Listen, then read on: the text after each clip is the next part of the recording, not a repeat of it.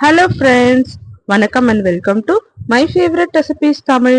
இன்னைக்கு ஆரோக்கியமான நிறைய சத்துக்கள் நிறைந்த ராகி ரொட்டி எப்படி செய்யுதுன்னு பார்க்கலாம். ஸோ நம்ம காலை உணவா இட்லி தோசைக்கு பதில் இந்த ராகி ரொட்டி செஞ்சு சாப்பிட்டோம்னா நமக்கு நிறைய சத்துக்கள் கிடைக்கும்.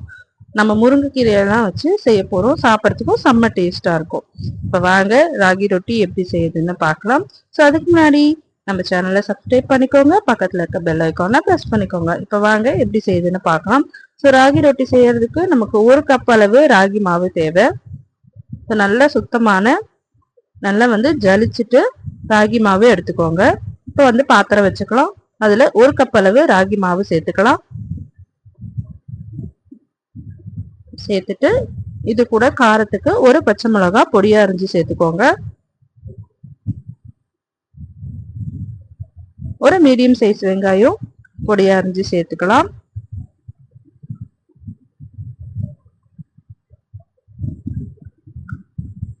இப்போ இது கூட நல்லா முருங்கைக்கீரை நல்லா க்ளீன் பண்ணி வச்சுக்கோங்க. அதோட இலைய மட்டும் 1/4 கப் அளவு சேர்த்துக்கோங்க. நம்ம எந்த கப்பால ராகி மாவு அளந்தோமோ அதே கப்பால 1/4 கப் அளவு முருங்கைக்கீரை சேர்த்துக்கோங்க. நல்லா க்ளீன் பண்ணிட்டு நல்லா வாஷ் பண்ணி சேர்த்துக்கோங்க. இது கூட இதுக்கு தேவையான உப்பு சேர்த்துக்கோங்க. சேர்த்துட்டு இதை நல்லா நம்ம கலந்து விட்டுக்கலாம். கலந்து விட்டுட்டு அதுக்கப்புறமா கொஞ்சம் கொஞ்சமா தண்ணி விட்டு இதை நல்லா கெட்டியா பிசைஞ்சு வச்சுக்கலாம்.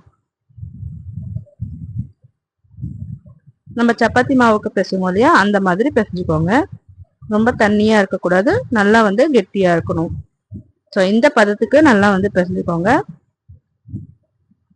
அப்படி தண்ணியா இருக்குன்னு நினைச்சீங்கன்னா இன்னும் கொஞ்சம் மாவு கூட நீங்க சேர்த்துக்கலாம்.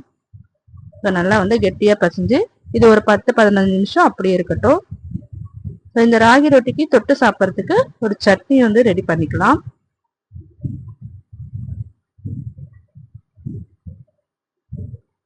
இப்ப மிக்ஸி ஜார் வச்சுக்கலாம். அதுல 1 கப் தேங்காய் சேர்த்துக்கோங்க.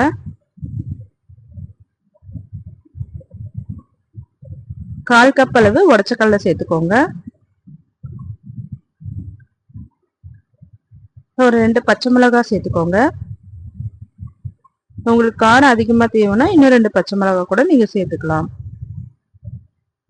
இதுக்கு தேவையான உப்பு சேர்த்துக்கலாம். சேர்த்துட்டு இதை தண்ணி கொஞ்சமா விட்டு அரைச்சி எடுத்து வந்துக்கோங்க. இந்த அளவுக்கு அரைச்சி எடுத்து வந்துக்கோங்க. இது வேணும்னா நீங்க தாளிச்சுக்கலாம், இல்லை அப்படியும் சாப்பிடலாம், நல்லா டேஸ்டா இருக்கும். இது அப்படியே இருக்கட்டும். இப்ப நம்ம ரொட்டி ரெடி பண்ணிடலாம். தோசைக்கல் வச்சுட்டு தோசைக்கல் நல்லா சூடான அப்புறமா கொஞ்சமா எண்ணெய் ஊற்றிக்கோங்க. எண்ணெய் ஊற்றிட்டு இந்த மாதிரி நல்லா ரொட்டி தட்டி விட்டுருங்க. உங்களுக்கு டைரக்டா இந்த மாதிரி செய்யறதுக்கு வரலன்னா நீங்க வாழை இலையில எண்ணெய் தடவிட்டு அதுல நல்லா மாவை இந்த மாதிரி தட்டிட்டு அப்படியே தோசைக்கல்ல போட்டு நீங்க சுட்டு எடுத்துக்கலாம். இது நல்லா ஒரு சைடு வேகட்டும். ஒரு 5 நிமிஷத்துக்கு நல்லா வேக வச்சுக்கோங்க. நல்லா வெந்த அப்புறமா இன்னொரு சைடு திருப்பி போட்டுட்டு நம்ம வேக வச்சு எடுத்துக்கலாம். உள்ளுக்குள்ளெல்லாம் நல்லா மாவு வேகணும். நல்லா ஒரு 5 நிமிஷம் வேக விடுங்க ஒரு சைடு. தேவைப்பட்டா நீங்க எண்ணெய் ஊற்றிக்கோங்க.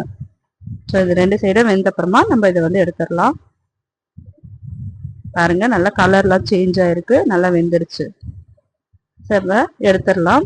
நம்ம வச்சிருக்க மாவு எல்லாத்தையும் நம்ம ரொட்டி செஞ்சு எடுத்துடலாம்.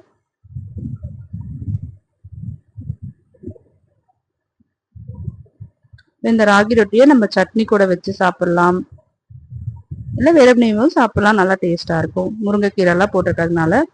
ஸோ அவ்வளோதாங்க, ரொம்ப டேஸ்டான நல்லா ஆரோக்கியமான சத்துக்கள் நிறைந்த ராகி ரொட்டி ரெடி ஆயிடுச்சு. ஸோ நம்ம ராகியில வீக்லி ஒன்ஸ் ஏதாச்சும் ஒரு ரெசிபி செஞ்சு சாப்பிட்டோம்னா நம்ம உடம்புக்கு ரொம்ப நல்லது. ஸோ நீங்களும் இந்த ராகி ரொட்டியை ட்ரை பண்ணி பாருங்க. ட்ரை பண்ணிட்டு எப்படி இருந்ததுன்னு கமெண்ட் பண்ணுங்க.